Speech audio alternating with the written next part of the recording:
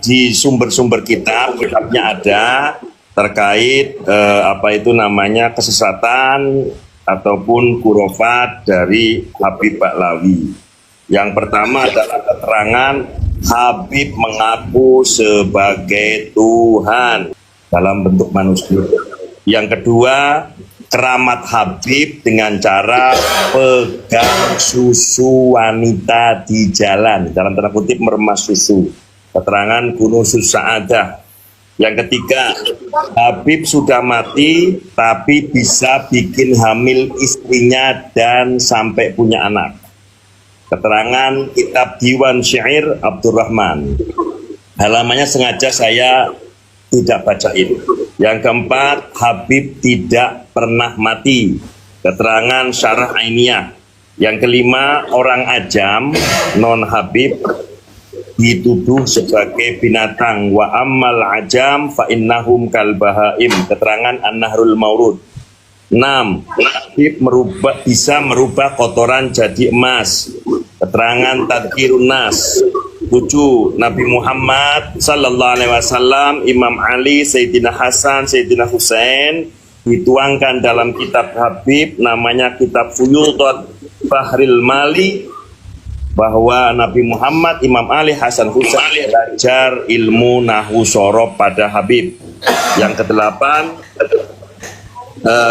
adalah di kitab Uqudul Almas, bahwa tarekat-tarekat dan atau yang mengikuti tarekat An-Naqsabandiyah maupun Qadiriyah adalah tarekat setaniyah atau tarekat satanik. 9. Habib berhaji di Hadramaut. Keterangan kitab Majmul Mawaid lil Habib Ahmad bin Umar bin Smith. 10. Habib diperbolehkan membuat kuburan palsu. An-Nahrul Maurud. 11. Habib bisa ngobrol dalam tanda kutip kongko-kongko dengan Tuhan. Keterangan di Syarhus Sudur. 12. Habib mampu menolong ibunya di saat ibunya masih kecil. Keterangan kitab Al-Fuad Al-Mukhtarah. 13. Jawa adalah daerah terlaknat, penebar fitnah dan terpusatnya segala kehinaan. Keterangan Iqdul Yawaqid. 14. Habib mampu meronsen kuburan dan mencari tahu keberadaan makam Sayyid Ahmad bin Isa. Jadi mengidentifikasi kuburan siapa-siapa termasuk kuburannya Sayyid Ahmad lewat ronsen pemanggilan ruh. Keterangannya di kitab An-Nurus Safir. 15. Habib syahadatnya ada 3. Keterangannya Tathbitul Fuad. 16. Habib mampu tawaf di surga. Keterangan Kunuzus Sa'adah. 17. Habib bisa cari orang di surga dan neraka. Keterangan kitab Syarhul Ainiyah. 18. Habib mampu terjun ke neraka dan menyelamatkan semua penduduk Tarim. Keterangan Syarhul Ainiyah. 19.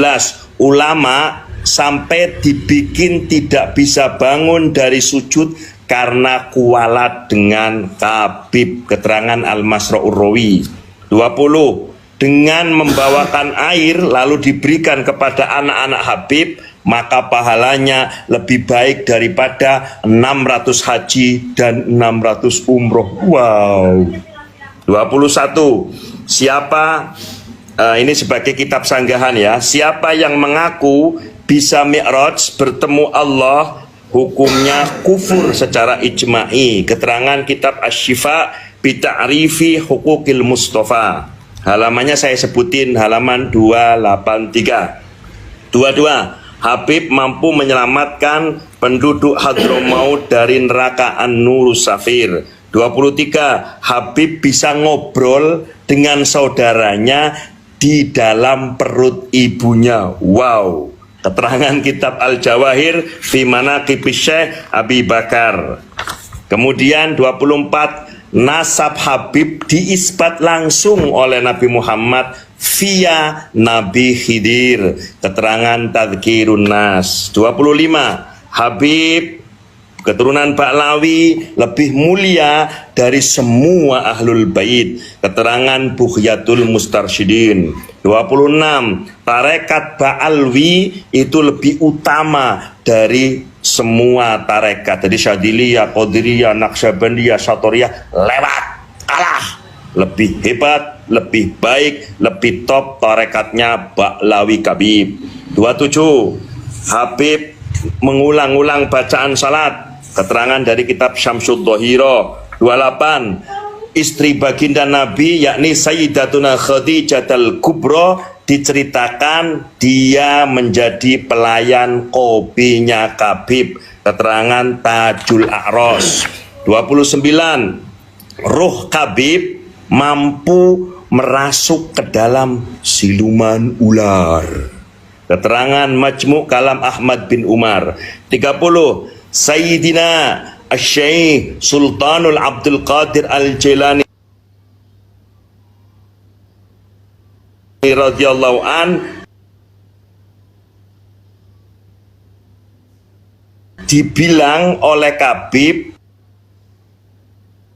di kitab Abnaul Imam, katanya beliau Syekh Abdul Qadir Jilani nasabnya tidak nyambung ke Imam Hasan dan Imam Husain. Kata kitab itu Syekh Abdul Qadir Jilani bukan dzurriyyah Nabi. Wow, fitnah yang keji. 31.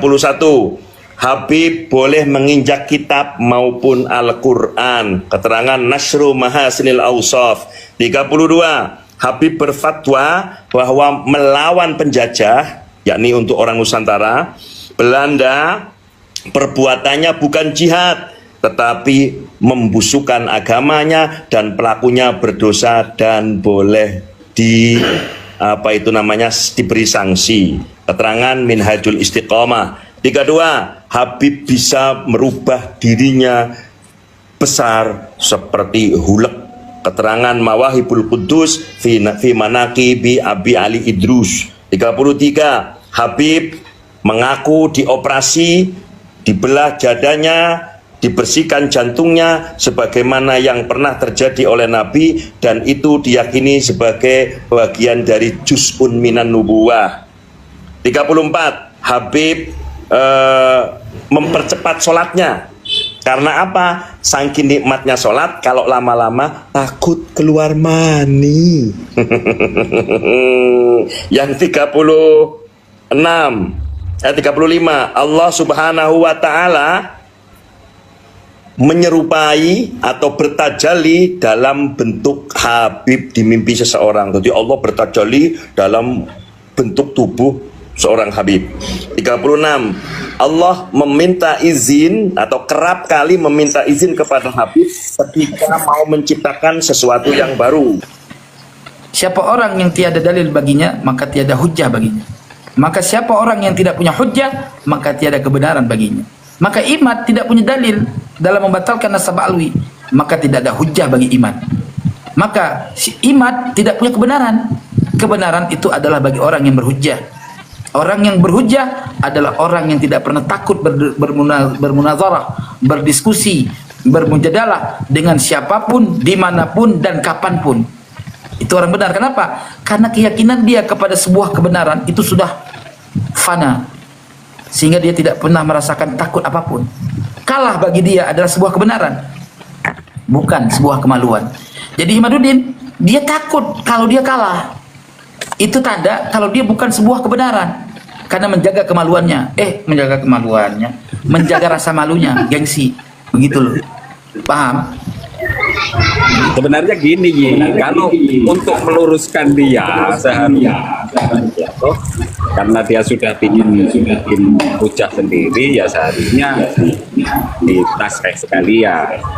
Bagaimana benarnya? Yang tasreh aja ulama sedunia, ulama ahli nasab sedunia dari Mesir melalui mahasiswa di Mesir mengatakan apa? Imaduddin itu adalah Juhailun. Itu ulama Mesir, Al-Azhar Kairo, yang diakui kemampuan mereka, hafalan mereka tentang hadis, hafalan mereka tentang ilmu. Kita siapa? Mereka mengatakan Imaduddin minal Juhaili, orang Juhail. Dipakai kata-kata tasgir supaya tidak terlihat sombong. Orang bodoh yang paling bodoh.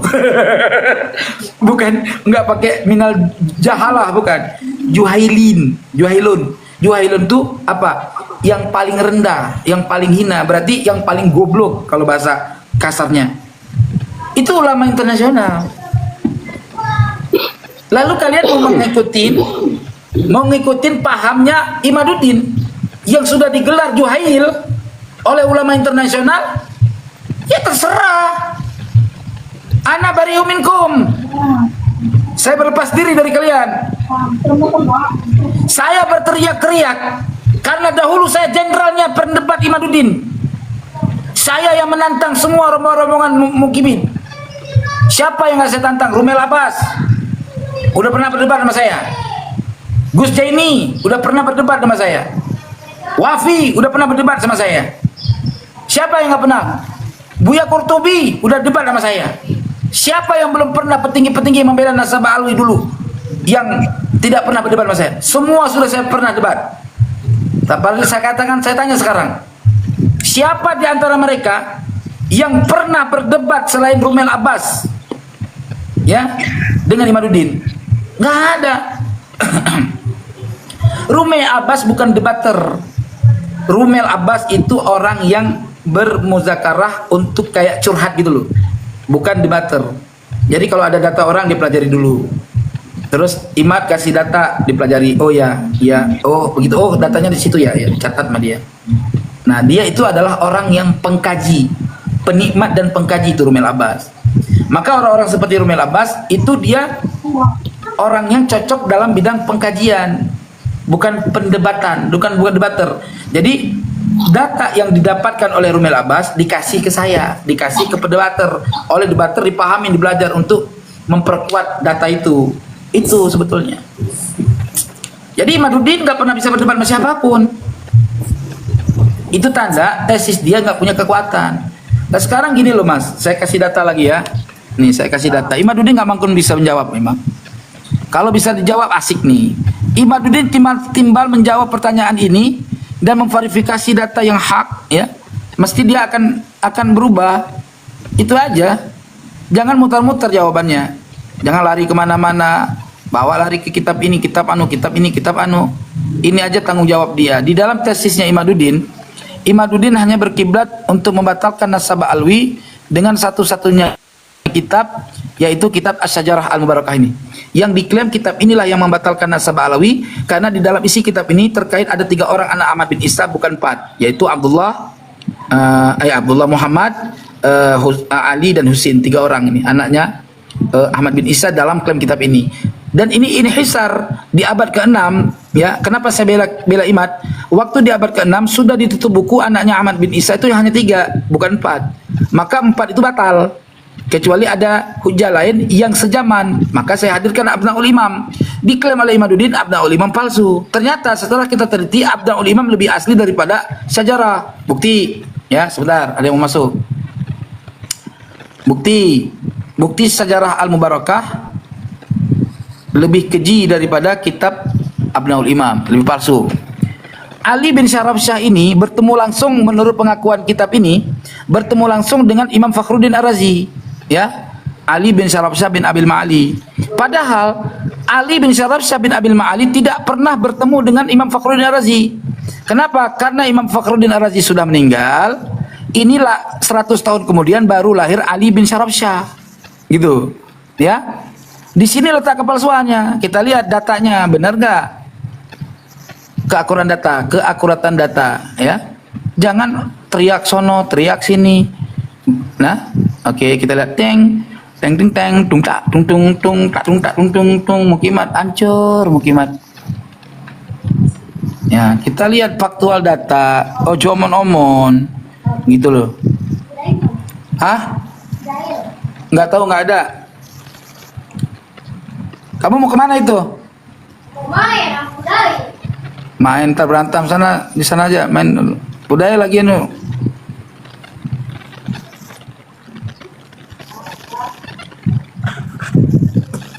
Ya perhatikan ini, saya mau ngasih besar ini. Oke. Sudah lihat belum ini? Kelihatan nggak? Kurang gede dikit. Oke, saya gedein sebentar. Saya masukin, ada orang-orang yang ingin naik di sini. Oke, saya besarin. Deng, tak, deng, deng, deng, tak, deng, deng, deng. Udah kelihatan? Kurang ke atas. Oke. Nah. Nah, Ini dulu. Ini Abul Ma'ali bukan? ya Abul Ma'ali. Oke, sebentar ya. Saya masukin orang mau naik turun, naik turun, naik turun. Entah ngapain, naik turun. Ya. Ini Abul Ma'ali. Kita lihat akurat dulu. Jangan nanti main percaya-percaya aja kata saya. Harus akurat. Ya. Nah, ini kamu lihat Abul Ma'ali bukan? Ya, Abul Ma'ali. Berarti Abul Ma'ali punya anak Syaraf Syah bukan? Ya. Syaraf Syah punya anak Ali bukan? Yuk. Oke, kita lihat datanya benar nggak Syaraf Syah? Abul Ma'ali punya anak Syaraf Syah yang ada di kitab ini. Abul Ma'ali ini kan punya anak Syaraf Syah bukan? Ya. Ya kan? Ya. Nah, oke. Nah, Syaraf Syah ini punya anak bontot namanya Ali bukan? Ya. Berarti Ali bin Syaraf Syah bin Abil Ma'ali ke atas, betul? Ya. Anak bontot ini, anak bontot. Anak ketiga Ali Syaraf Syah, anak ketiga Syaraf Syah namanya Rukunuddin Abu Muhammad Al Hasan, wafat 715, betul? Betul nggak? Betul. Nah, sekarang abangnya yang nomor 3, abangnya ini kan nomor bontot ini. Abangnya yang nomor 3 aja wafatnya 715 Hijri. Ya. Sementara dia dalam perhitungan kelahiran dan kewafatan, wafatnya 730 Hijri. Macam mana bisa bertemu sama Ali bin Syaraf Syah? Bisa bertemu dengan Fakhruddin Ar-Razi. Nih, gak mungkin dong, Bang. Ali bin Syaraf Syah wafat 730 Hijri. Bagaimana dia ini bisa bertemu dengan Fakhruddin Ar-Razi yang wafat di 606 Hijri, lalu membacakan naskahnya, memberikan ijazah kepada orang yang belum lahir. Ini naskah palsu, Bang, palsu. Masa nggak paham? Imaduddin tanggung jawab dulu, siapa Ali bin Syaraf Syah ini? Kita sudah berikan data. Data ini ada di kitab nasab nih. Datanya jelas. Nah, Imaduddin jangan omon-omon. Belum lagi, Bang, dia mengklaim kitab Ahmad bin Isa Al-Alawi pernah berhijrah ke Madinah. Ini kena tipu lagi kalian. Data inilah yang membuat, ini kitab abad kelima lagi nih. Abad kelima nih. Ya, karangan Syekh Ta'ifah Abi Ja'far Muhammad bin Ibnul Hasan At-Tusi. Ini saya jawab di dalam buku antitesis saya. Ya. Di halaman 200 berapa, tapi 155 225 coba masalah ya. 199 berarti makolanya. Ini data loh, Bang. Ini data nih, Mas. Ini data ini. Imaduddin jahat sekali, Bang. Nih ya, tak kasih data sama-sama ya. Imaduddin di dalam tesis keduanya dia membuat sebuah narasi. Ini narasi yang dibuat. Ya. Imaduddin membuat data narasi ini. Ya, saya tandain. Kelihatan kan? Ya, tak besari kalau sampean. Aku ini jujur, Bang. Aku ini jujur bicara ilmiah, Bang. Gak usah omon-omon. Ini yang membuat Imaduddin gak berani debat sama saya. Saya gedein lagi biar paham. Ya, mantap nak gerak kayak wow. Kada satu menggerak mereka. Bukan dia memang ngajak main, ya udah ada yang disuruh pulang. Kelihatan nggak, Bang? Kelihatan. Oke ya. Perhatikan baik-baik, Bang. Jangan terpengaruh sama kebodohan Imad dan kedustaan Imad. Nah, Imaduddin di dalam buku yang keduanya, terbitan yang kedua, judulnya Ulama Nusantara Menggugat Pak Alawi, apa lupa saya judulnya ya. di sini dia menyatakan An Ahmad bin Isa al-Alawi min waladi Ali bin Ja'far. Jadi, ya, dia mengklaim bahwa Ahmad bin Isa ini adalah pernah bertemu dengan siapa Abil Hasan Ali di Suria Madinah. Artinya dia mengkonfirmasi Ahmad bin Isa ini al-Muhajir al-Nafat al-Abah, di mana dia terakhir informasinya ada di Madinah bertemu dengan Abil Hasan. Sehingga dari ini dia menyatakan bahwa rombongan Ba'alawi telah memasukkan keluarga ini menjadi keluarga Ba'alawi, di mana Ahmad bin Isa yang ada di sini wafatnya 260 Hijri. Kemudian ya diklaim sebagai Ahmad bin Isa yang wafat 345 Hijri. Gitu loh. Berarti dengan klaim tuduhan Imaduddin ini ya artinya akan memverifikasi bahwa tidak mungkin Ahmad bin Isa punya anak bernama Abdullah, sementara Abdullah lahir di tahun 290 Hijri, 95 Hijri. Bagaimana seorang Ahmad bin Isa mempunyai anak di mana dia sudah meninggal 10 tahun kemudian atau minimal 10 tahun kemudian baru lahir yang namanya Abdullah bin Ahmad bin Isa di 295 Hijri. Ini framingnya Imad. Dulu saya terpengaruh dengan data ini. Sampai-sampai dengan saya membawa data ini, ya, Ketua LBMNU Kota Malang, Rungkat tidak percaya lagi nasabah Alwi. Ini gara-gara ini nih. Ternyata setelah saya pelajari detail ya, dan mendalam, ternyata Ahmad bin Isa al-Alawi ini bukan Ahmad bin Isa bin Muhammad bin Ali, tetapi Ahmad bin Isa bin Ali al-Uraidi, bukan bin Muhammad bin Ali, gitu loh. Dan ini juga diterangkan di halaman ke bawah, gitu. Astaghfirullahaladzim, jelas awak kena tipu 15 kali keturunan kayak gini. Jahanam betul himat ini. Aku paling benci bang sama orang yang kena dalam golongan penipu. Dulu saya kenapa menganggap Ba'alawi sampai saya kata-katain macam-macam? Karena berdasarkan data ini kan saya kena tipu dengan kenasaban mereka. Sehingga penipu ini harus dicerca. Maka saya akhirnya mencerca kan. Karena terdoktrin sama kayak kalian. Kenapa kalian berani mencerca Ba'alawi, leluhurnya Ba'alawi? Karena kalian terdoktrin tipu-tipu ini. Apakah kalian tidak berakal, tidak paham? Untunglah saya mengkaji dan mendalami ini. Gitu. Bang Kori. Ya, gimana? Kalau boleh tahu Ki Imad tuh sebenarnya cari apa? Ya cari pamor dia. Ya Allah, masa nggak paham dia cari pamor? Kalau dia nggak cari pamor, ya dia nggak ngaku keturunan Sultan Hasanuddin. Kalau dia nggak cari pamor, dia nggak ngaku-ngaku bahwa dia ini terus. Gimana? Jadi kalau jadi apa netizen tuh jadi dianggapnya yang suka ikut-ikutan aja, netizen yang nggak tahu, yang bodoh, terutama yang benci para habaib. Sekarang Jadi terus seolah-olah Abbas gimana itu? Apalagi Abbas itu korban kena tipu juga. Tapi dia mengambil manfaat di bait si Imaduddin. Dengan demikian, dia buka organisasi, saya yang mendirikan bersama dia dulu, tapi saya dilengsarkan sama dia agar apa? Agar tidak ada saingan di antara dia dengan saya nanti pada akhirnya. Gitu loh. Makanya mereka cepat tajir, saya sengsara. Begitu dilepeh begitu aja perjuangan saya.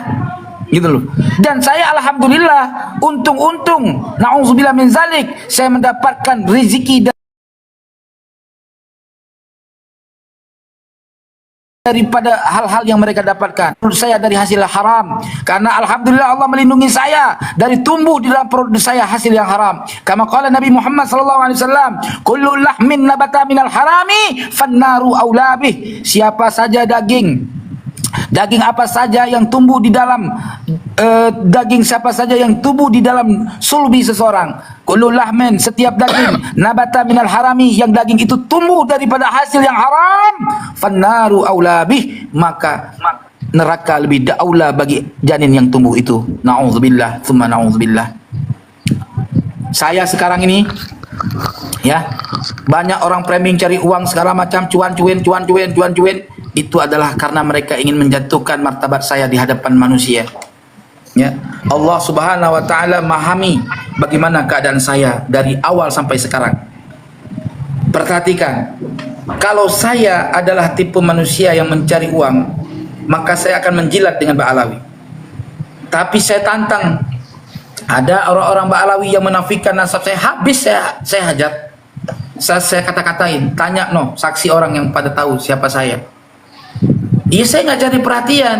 Cuman ketika saya diajak sama mereka untuk menjelaskan sebuah kebenaran yang saya dapatkan, itu hal yang wajar.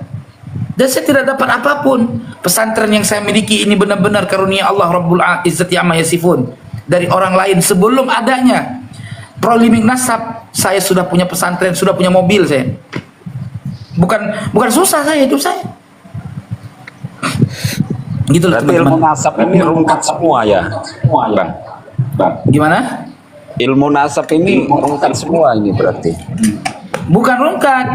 Ilmu nasab gak bakal rungkat ila yaumil qiyamah.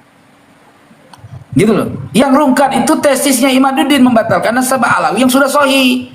Imaduddin mencoba menabrak arus.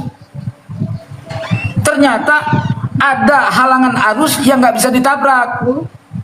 Siapa? Kitab-kitab ulama yang menyampaikannya siapa? Saya Romel Abbas, terus Wafi dan lain sebagainya, orang-orang yang lain nggak saya sebutkan satu persatu. Tetapi yang frontal di media itu saya. Maka Romel Abbas, Wafi, terus Habib Anip, terus yang lain-lainnya, mereka udah menganggap aneh sudah selesai. Asal ada Tengku Qari sudah kembali untuk mensahihkan nasabah alami, aneh cukup diam aja, biar dia aja yang menyampaikan kebenaran ini. Kenapa? Karena saya sudah bilang, habaib semuanya duduk manis diam, biar kami yang menghadapinya.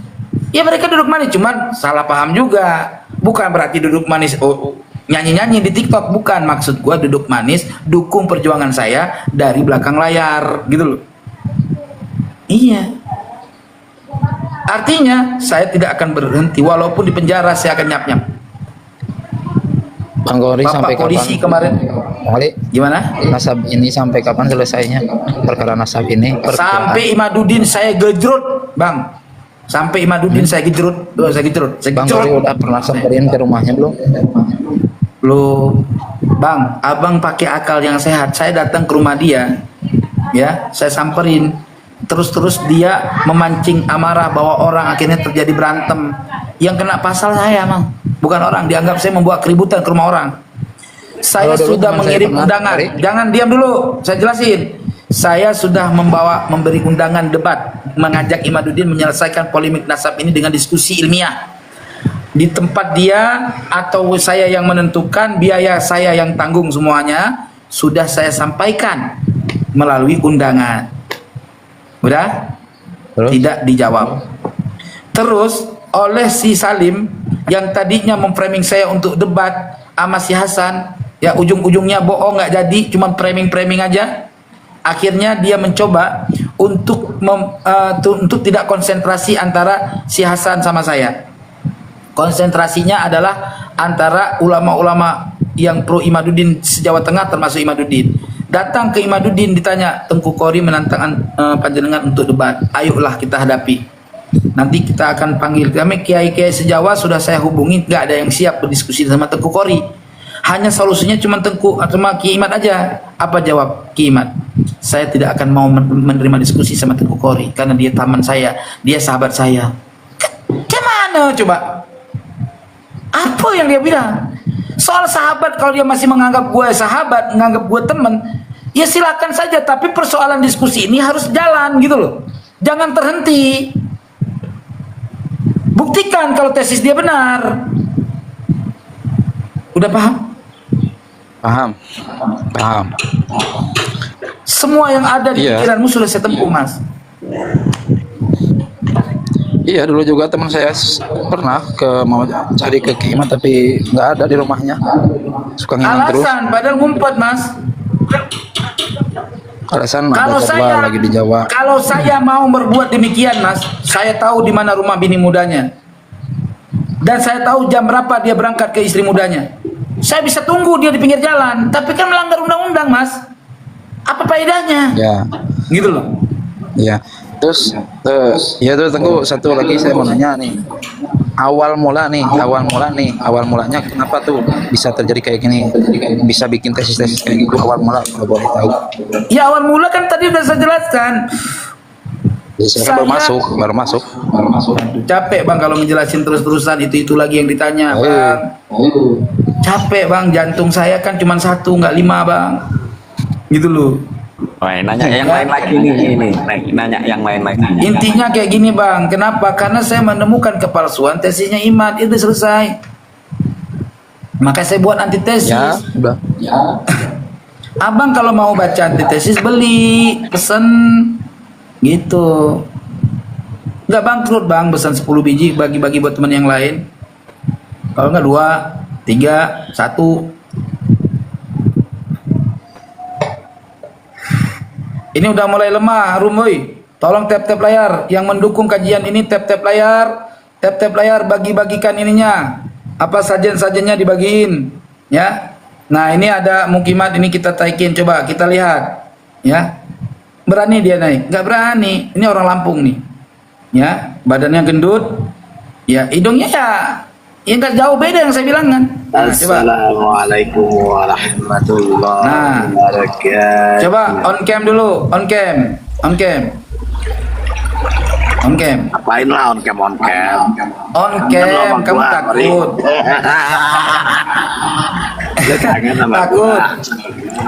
Takut. Ngapain Nggak berani on cam. Ya, coba on cam biar warga TikToker ini muka lu serem. Gua bisa melihat siapa kamu gitu loh. Enggak. Muka lu itu Nih, nggak ada teman-teman. serem-seremnya, malah lucu loh. Apalagi lagi jual tesis ini kan. Udah teman-teman, perhatikan teman-teman. Perhatikan, kenapa dia nggak berani membuka wajahnya? Siapa? Coba, kenapa dia nggak berani? Ya kan? Karena mukanya acong, Mang. Hidungnya pesek. Matanya Kau lihat muka gua, pitik gua ini kan hamili. Suaranya aja kayak gitu suaranya. Silakan ya. Suaranya suara orang cacat. Dengan wajah saya. Saya Suaranya. nggak usah on cam juga, keles. Suaranya kamu. Kelas. Iya, mana ada yang mau beli tesis lu, apalagi Nih, suruh bayar dulu. oke, sekarang kita Aja lu. uji Lu nggak kebenaran ya. cetak, orang udah pada bayar. Teman-teman. Loh, orang Lu udah nggak poster cetak. sampai 1000 kok. Udah diam dulu. Sekarang saya kasih kamu untuk suruh baca ini, bisa nggak? Ya? Pasti nggak bisa. Udah. Pasti nggak bisa dia. Enggak, tesis kamu kalau suruh Ini bisa bayar baca nggak? dulu. Coba baca. Oh, nggak usah yang ini deh. Yang ada harokatnya aja, biar asik. Pasti nggak bisa baca. Yang ada harokat juga nggak bisa baca. Kalau sholat nggak dijalankan itu Korea. Lu 2 hari di rumah gua. lu nggak Sholat kok